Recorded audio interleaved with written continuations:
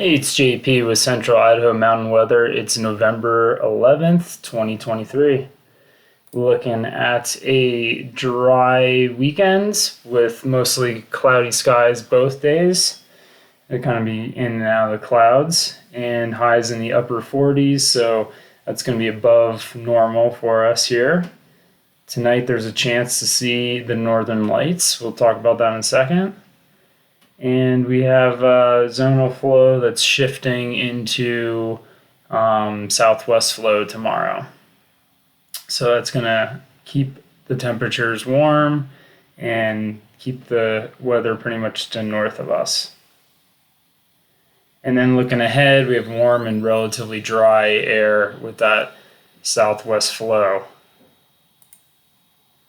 So looking at the Northern Lights forecast, this is from the National Weather Service out of Pocatello. Best chances for viewing it are sunset after it gets dark and until about midnight.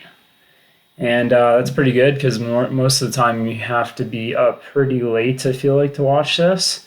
And if you look down at the bottom, this is the sky forecast for Sun Valley, Stanley area. The best time in Sun Valley looks like 7 to 8 p.m. range. Stanley, you're kind of in the 20 to 30% range there for cloud cover. It's still not that bad. So hopefully you guys get to take a look at that. Looking at the satellite view, you can see clouds streaming into Idaho today. And there's going to be a little clearing tonight in the middle with some more after it. We are just starting our warming trend into next week with that. There's going to be kind of I'll get to that in a second, but basically we're going to be getting back into the low 50s for the majority of the week with not too much precip in the forecast. All right, looking at the cloud forecast for today, Blaine County is right here. So you can see mostly high altitude clouds mixed in with a little middle. So we're going to be kind of in and out of the clouds. Looks like it's going to kind of clear up a little bit towards sunset and then clear through the evening, which will be great for the Northern Lights viewing, and then start out the day with a little bit overcast skies becoming thicker as the day progresses.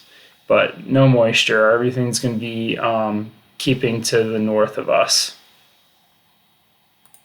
All right, let's look at some models because that's kind of the only thing we got going on to look at significantly.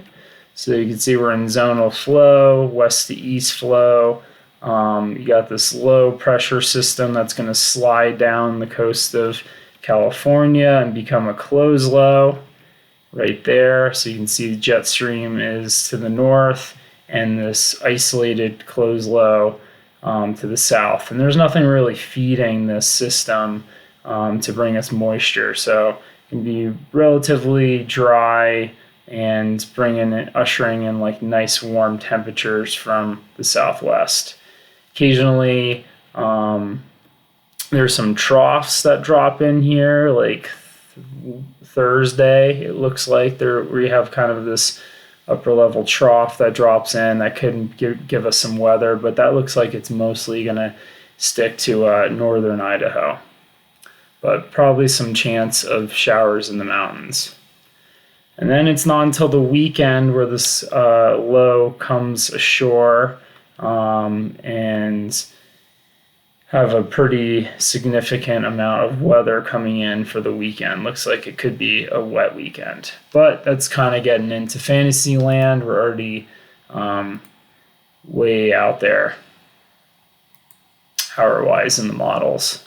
And the GFS is looking like the same thing. So we're in the zonal flow here. Probably the most significant weather we'll have in the next few days is some windy, gusty winds up in the mountains. That closed low slides down the coast and then looks a little bit more built together That trough looks a little bit more, dives down into where Central Mountains are, where we are, Thursday on the GFS. So GFS is looking a little bit more like a chance of rain or snow. Probably actually more chance of snow because all that cool air is going to be coming down with that northwest flow. So we'll kind of see what happens. It doesn't really sound like the forecasters think it's going to be anything significant until the weekend.